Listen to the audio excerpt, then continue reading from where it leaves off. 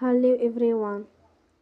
Today we will talk about how to fix the app of Launcher OS. We will go to settings, then we click on apps. After that we search the app Launcher OS and we click. They will on for stop. After that we go to storage. Then we click on clear cache.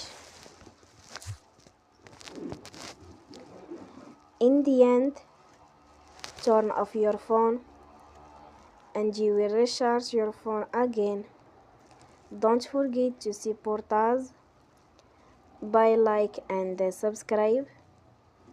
See you next time and thank you.